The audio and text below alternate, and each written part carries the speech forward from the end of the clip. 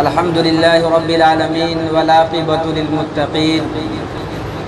والصلاة والسلام على رسوله الكريم أما بعد فأعوذ بالله من الشيطان الرجيم بسم الله الرحمن الرحيم وقضى ربك ألا تعبدوا إلا إياه وبالوالدين إحسانا إما يبلغن عندك الكبر أحدهما أو كلاهما فلا تقل لهما أف ولا تنهرهما وقل لهما قولا كريما وقال النبي صلى الله عليه وسلم هما جنتك ونارك أو كما قال عليه الصلاة والسلام۔ بڑا بانصیب ہے جس نے پایا ماں باپ کا سایہ، بڑا بانصیب ہے جس نے پایا ماں باپ کا سایہ، برتاؤ کیا حسن سلوک کا اور جنت میں اپنا گھر بنایا، پھیرا جس نے اطاعت والدین سے رخ سرور، ہر جستجو میں نے اس کو ناکام ہی پایا۔ حضرات محترم معزز سامعین کرام اور طلبہ عزیز، اس وقت معاشرہ جن برائیوں اور خرابیوں سے دوچار ہے اور مبتلا ہے، ہر شخص ان کے مذموم اور پراگندہ اثرات سے دوچار ہے۔ بزرگوں کے حالات پڑھ کر، ان کی یادوں کو یاد کر کے، ان کی خوبیوں کو یاد کر کے آج پورا معاشرہ اور پوری امت خون کے آنسو بہا رہے ہیں، مگر غور کرنے سے معلوم ہوتا ہے کہ یہ جو بے راہ روی معاشرے میں جنم لی ہے، یہ خود بخود وجود میں نہیں آئی ہے، بلکہ معاشرہ کا اپنا ایک بڑا اہم رول ہے۔ اگر آج کا مسلمان اپنی اولاد کو دینی تعلیم و تربیت سے آراستہ کرتا، جس سے بزرگوں نے اپنی اولاد کو دینی تعلیم و تربیت سے آراستہ کیا تھا، تو یقیناً آج ہمارے معاشرے میں، آج ہماری سوسائٹی میں، آج ہمارے اس گاؤں اور محلے اور اپنے گاؤں نوجوانوں میں آج یہ اس طرح کی بیماریاں جنم نہ لیتی۔ اولاد اپنے والد کے گریبان پکڑ کر ان کے ساتھ بدتمیزی نہ کرتی، اولاد اپنے ماں باپ کے ساتھ بد کلامی نہ کرتی، معصوم ماؤں کو ظلم کا نشانہ نہ بناتی، ان کے ساتھ گالی گلوچ، گھر سے نکالنے کی دھمکیاں اور دھکے بازی کرنے کی سازشیں نہ کرتی، بشرطے کہ آج یہ معاشرہ ہمارا امن شانتی کا یہ گہوارہ بن سکتا ہے، لیکن ان مریضوں کو قرآن کریم کی دارالشفا کی طرف لایا جائے۔ ابھی میں نے قرآن کریم کی ایک تلاوت کی ہے، اللہ رب العزت نے صاف اور واضح طور پر امت مسلمہ اور نوجوان فرزندوں کی بیماری کا ایک علاج بتلایا ہے، اور کہا ہے جو اس نسخے پر عمل کر لے گا، جو اس بیماری کا علاج ہم نے بتایا ہے اس کو زندگی میں ایکسیپٹیڈ کر لیتا ہے، تو یقیناً وہ دنیا و آخرت میں ہمکنار ہوگا کامیابی سے۔ وہ نسخہ کیا ہے؟ وہ نسخہ یہ ہے، اللہ تعبدو الا ایاہ وبالوالدین احسانا، کہ اللہ تبارک و تعالی ہی کی عبادت کرو، اور آگے کہا وبالوالدین احسانا، اور والدین کے ساتھ حسن سلوک کا برتاؤ کرو، اور کہا اما یبلغن عندک الکبر احدهما او کلاهما فلا تقل لهما اف ولا تنهرهما وقل لهما قولا کریما، کہ اگر تیری موجودگی میں ان میں سے ایک یا دونوں بڑھاپے کو پہنچ جائے تو تمہیں یہ ضروری ہے کہ ان کے ساتھ ان کے آگے اف تک نہ کہو، ولا تنهرهما، اور نہ ان دونوں کے ساتھ ڈانٹ ڈپٹ اور جھڑپنے کی بازی نہ کرو، اور کہا وَاخْفِضْ لَهُمَا جَنَاحَ الذُّلِّ مِنَ الرَّحْمَةِ وَقُلْ رَبِّ ارْحَمْهُمَا کما ربیانی صغیرا، کہ ان دونوں کے لیے اپنے بازوؤں کو جھکا دو، ان دونوں کے لیے اپنے آپ کو جھکا دو، ان دونوں کے لیے اپنے جسم کو جھکا دو، ان کی خدمت کے لیے اپنی تمام تر مشغولیات کو چھوڑ دو۔ وقل رب ارحمہما کما ربیانی صغیرا، وقل رب ارحمہما، یہاں ریکویسٹ نہیں آیا، یہاں درخواستیں نہیں کی، یہاں کوئی گزارشیں نہیں کی، بلکہ آرڈر آیا ہے، حکم آیا ہے، اور حکم جب کسی چیز پر آرڈر آتا ہے تو اس کی ادائیگی ایک انسان پر فرض اور واجب ہو چکی ہوتی ہے۔ وَقُلْ رَبِّ ارْحَمْهُمَا كَمَا رَبَّيَانِي صَغِيرًا کا لفظ آیا، اور کہا کہ کہہ دے کہ ان دونوں پر رحم فرما، كَمَا رَبَّيَانِي صَغِيرًا، کہ جس طرح انہوں نے میری ایک بچپن میں پرورش کی، دیکھ بھال کی۔ میرے دوست، یہ ماں باپ کے اللہ تبارک و تعالیٰ کے ان کے ساتھ حسن سلوک اور برتاؤ کرنے کا یہ ہمیں میسیج اور یہ قرآن اللہ تعالیٰ نے ہمیں یہ طریقہ یہ بتلاتا ہے۔ تفسیر مظہری میں جو ہے ایک سوال پیدا کرتے ہیں،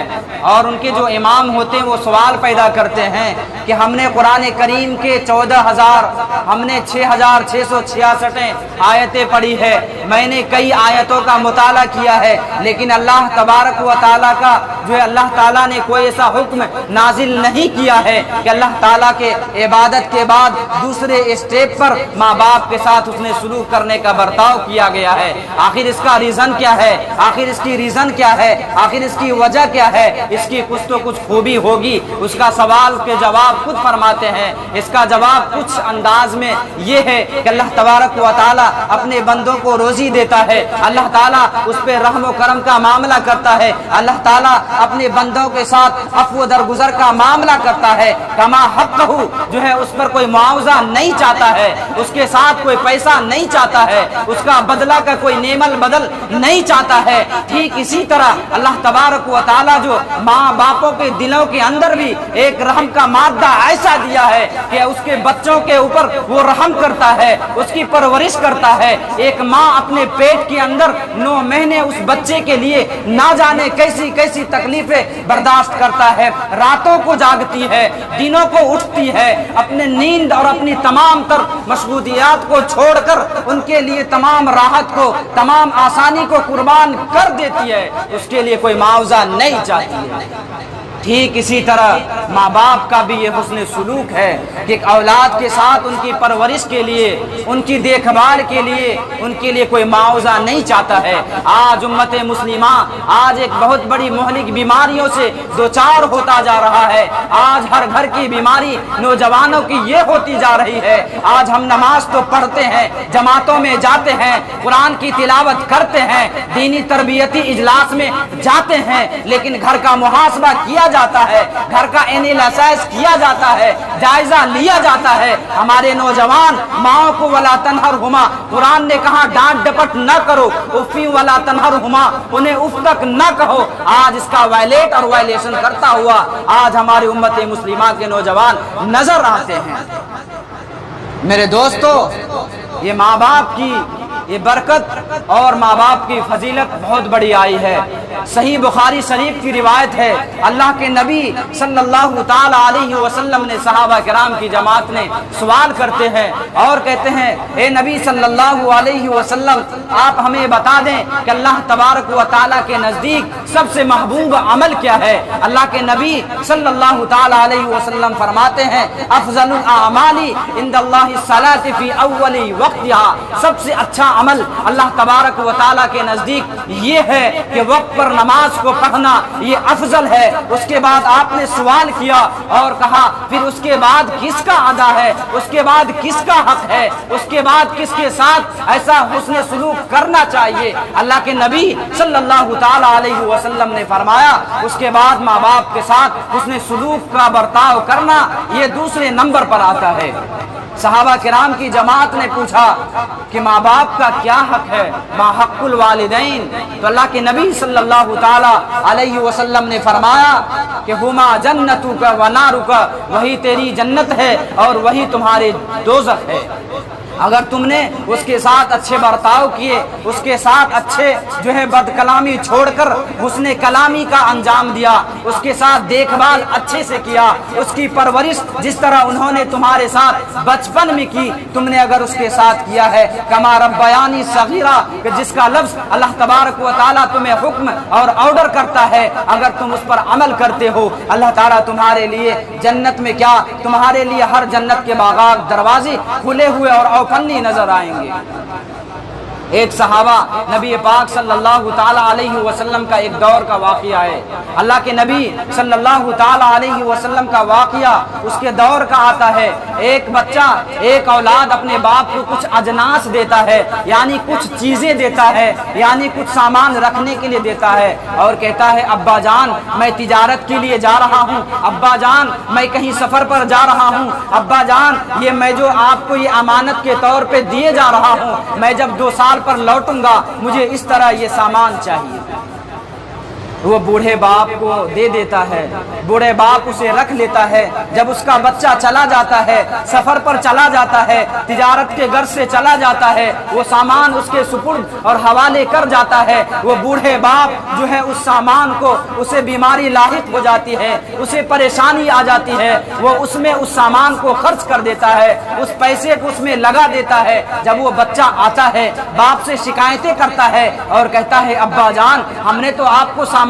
رکھنے کے لیے دیا تھا، وہ سامان کہاں ہے، وہ پیسے کہاں ہے، وہ جواہر کہاں ہے، وہ مجھے آپ لا کر دیں۔ وہ کہتا ہے میرے بیٹے، میں نے خرچ کر دیے ہیں، میری طبیعت خراب ہو گئی تھی، میں لاغر تھا، میں کمزور ہو گیا تھا، میری طبیعت خراب ہو چکی تھی، میں نے اس پیسے اور چیز کو میں نے ختم کر دیے ہیں، میں کہاں سے لا کر دوں گا، میں لاغر ہوں، میں کمزور ہوں، میں اس بے بسی کے عالم میں تجھے یہ سامان کیسے فراہم کر سکتا ہوں۔ وہ بچہ، وہ اولاد، وہ کہتا ہے کہ دیکھو دربار نبوت ابھی بھی اوپن نہیں کھلا ہوا ہے، ابھی بھی اللہ کے نبی صلی اللہ تعالی علیہ وسلم کا دربار کھلا ہے، چلو میں انصاف، مجھے چاہیے، مجھے سامان چاہیے۔ وہ بیٹا اللہ